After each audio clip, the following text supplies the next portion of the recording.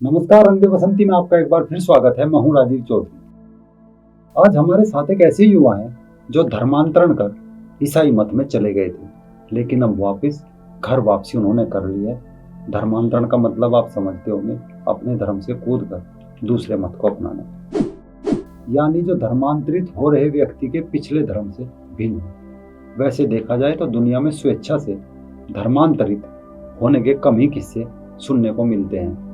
ये किस्से भी उनके मिलेंगे जो अन्य मत को छोड़कर सनातन के सत्य को स्वीकार करते हैं, वरना हमेशा से लोगों को डराकर, बहकाकर और प्रलोभन देकर धर्मांतरण के मामले संज्ञान में आते रहते हैं।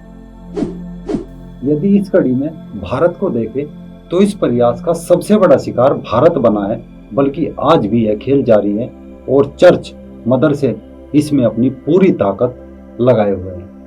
हालांकि आज युवा थोड़ा जागरूक हुआ और वह इनके पाखंड को खोल रहा है, लेकिन सावधान रहिए और साथ ही जानिए कि किन किन तरीकों से धर्मांतरण का यह खेल खेला जा रहा है। क्योंकि आज हमारे साथ एक युवा है जो कुछ समय पहले मिशनरी के बहकावे में आकर चर्च की शरण में चले गए थे, पर अब दोबारा अपने सनातन धर्म में लौटकर वापिस आए हैं।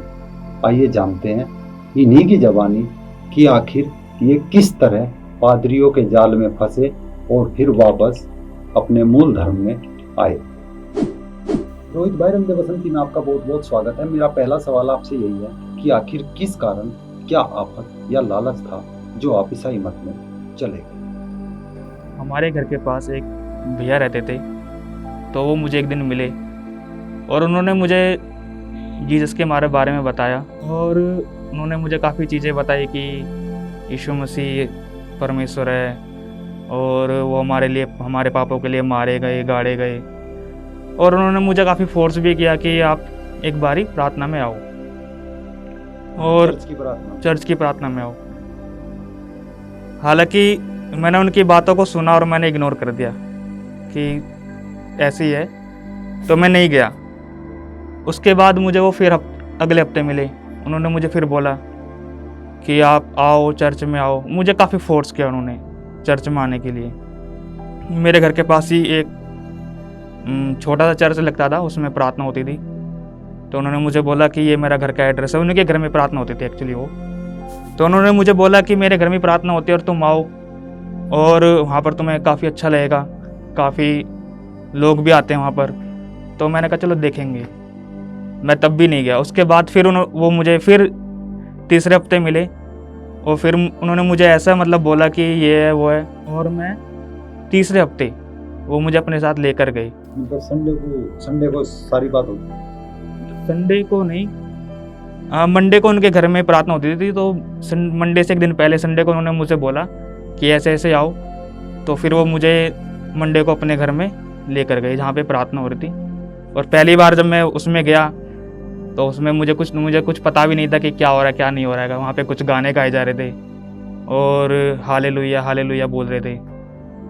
तो मैं गया वहाँ पर एक पास्टर भी थे जिन्होंने मेरे लिए प्रार्थना करी और बोले कि ऐसे ऐसे तुम्हारे सब दुख यीशु मसीह ने ले लिए हैं और अब तुम ठीक हो जाओगे।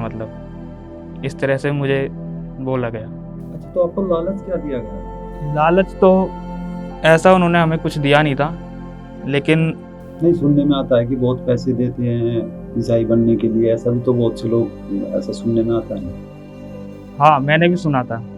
तो मेरे को भी यही लगा कि अगर मैं क्रिश्चियन बन जाता हूँ तो क्या पता, मैं एक मिडिल क्लास फैमिली से बिलोंग करता हूँ, तो मुझे भी लगा कि कुछ पैसे या कुछ नौकरी वगैरह या कुछ घर वगैरह अगर देते हैं तो इसलिए फिर मैंने भी सोचा कि शायद मिल जाए तो मैं भी बन जाता हूँ।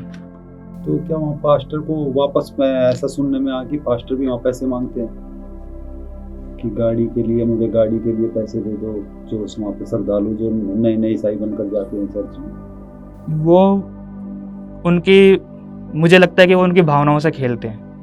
जो नए नए लोग ईसाई बनते हैं? जी, मुझे लगता है कि वो उनकी भावनाओं से खेलते हैं। प्रार्थना में वो बोलते हैं कि हमारे पास्टर को इस चीज़ की ज़रूरत है, आप प्रार्थना कीजिए, या आपसे जो भी दान बने आप उसको दें ताकि पास्टर के लिए गाड़ी या मतलब जो भी चीज़ आ सके। अच्छा, और किन किन तरीकों से लोग वो धर्मांतरण करते हैं? और क्या क्या तरीके हैं? एक तो ये होगा कि आपको तो ले गए और प्रार्थना में शामिल कर लिया। आप कितनी बार प्रार्थना में गए? मैं काफ़ी बार प्रार्थना में गया वहाँ पर, कम से कम भी 2007 से लेके और 2014 तक मैं प्रार्थना में गया, कंटिन्यू प्रार्थना में गया। तो आपको घर वापसी का ख्याल कैसे आया? कैसे वापस आप दोबारा अपने सनातन धर्म में, मूल में कैसे आपका लौटना हुआ? एक तो जब मैं कंटिन्यू चर्च गया तो मेरी कुछ उम्मीद थी कि मुझे कुछ मिलेगा या मुझे कुछ नौकरी वगैरह कुछ दी जाएगी, क्योंकि मैंने ऐसा सुना था, लेकिन ऐसा कुछ नहीं हुआ। तो फिर मेरे को काफ़ी वो हुआ कि मैं मतलब गलत जगह आ गया, मुझे वापसी अपने उसमें जाना चाहिए। तो मैंने रंग दे बसंती की काफ़ी वीडियो भी देखी थी, जिससे मैं उससे काफ़ी प्रभावित हुआ कि जो मैं कर रहा हूँ वो मैं गलत कर रहा हूँ।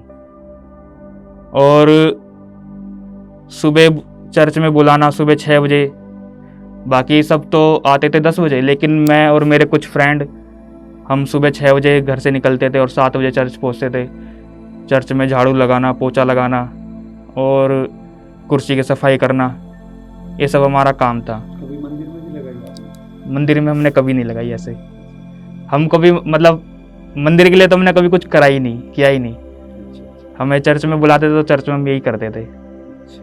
और बस कभी मतलब ऐसा लगा ही नहीं कि अपनापन सा कभी लगाओ, उसमें कभी नहीं लगा ऐसा अपनापन सा। हिंदू जो सनातन धर्म के देवी देवता महापुरुष हैं, उनके बारे में उन लोगों के क्या विचार? वो बोलते थे कि ऐसा ये भगवान नहीं होते हैं, जैसे शेरा वाली माँ को लें तो वो शेर पे बैठी रहती है, तो बोलते कि शेर पे बैठने वाली माता नहीं होती। और जैसे बोलते थे कि अभी हम काली माता को ले ले तो काली माता का रूप एकदम डरावना सा होता है, तो कहते हैं कि माँ ऐसी नहीं होती कि क्योंकि अगर इसके चेहरे को कोई बच्चा देख ले तो वो डर जाएगा। इस तरह से मतलब उन्होंने बोला था कि उसको भी नहीं मानते थे वे। ये सच है, बहुत से लोग ऐसे हैं जो छोटी एक किताब होती है उसको नया नियम बोलते हैं, तो वो लोगों को देते हैं। ऐसे ही मुझे किसी ने दी थी स्टार्टिंग में। हाँ, वो सबको देते हैं पढ़ने के लिए कि आप इसको पढ़िए, आपके जीवन में कार्य होगा। और मुझे नहीं लगता कि उससे कुछ कार्य होगा, क्योंकि वो तो सिर्फ एक बुक ही है। नहीं, स्कूलों में जो गरीब इलाकों में जो स्कूल है या जो सरकारी स्कूल है, ऐसा भी सुनने में आया कि उनमें भी ये लोग साहित्य का वितरण करते हैं, अपना जीसस की किताब वगैरह को। हाँ, वहाँ पे वो देते हैं और फ्री ऑफ कॉस्ट देते हैं वो सारी चीज़ें बच्चों को। हाँ, तो हमने सुना इसमें नन भी एक बड़ा रोल प्ले करती है। हाँ, नन भी इसमें बहुत बड़ा रोल प्ले करती है। लड़कियाँ जो गरीब परिवार से होती हैं वो घर में जाके जीसस के बारे में बताती है उनको। काम तो वो करती हैं, लेकिन उनके बच्चों को उनके बारे में, जीसस के बारे में बताती हैं कि यीशु मसीह ने ऐसे किया, यीशु मसीह ने ऐसे किया। और उनका मन परिवर्तित करने में की कोशिश करती हैं वे। और बहुत से अस्पतालों के अंदर भी ऐसा होता है कि पादरी जाते हैं और कि जैसे कोई बीमार है तो उसके लिए प्रार्थना करते हैं और उसके विश्वास दिलाया जाता है कि परमेश्वर ने तुम्हें चंगा किया, दवाई ने नहीं, तुम्हें परमेश्वर ने चंगा किया। तो चंगाई सभा भी तो बहुत है। दिल्ली में भी गए आप कभी चंगाई सभा में? दिल्ली में मैं काफ़ी चंगाई सभा में गया हूँ, लेकिन मैं उम्मीद करके जाता था कि मेरे साथ ऐसे होगा। जैसे मेरी आँख थोड़ी कमज़ोर है, मैं भी एक बार ही गया था कि मुझे किसी ने बताया था कि ऐसे ऐसे चंगाई सभा है दिल्ली के अंदर, तो चलना है। तो मैं गया, तो मेरा भी विश्वास था कि इसका क्या पता मेरी आँख भी सही हो जाए, लेकिन मुझे ऐसा नहीं लगा। मुझे लगा कि मैं भी ठीक हो जाऊंगा, लेकिन मुझे ऐसा लगता है कि वो सब ढोंग है एक तरह का। वो सब उन्हीं के ही बंदे होते हैं जो पेशेंट हो गए, जो मरीज हो, जो मतलब जो लोग चंगा होते हैं वो उन्हीं के ही बंदे होते हैं, मुझे ऐसा लगता है।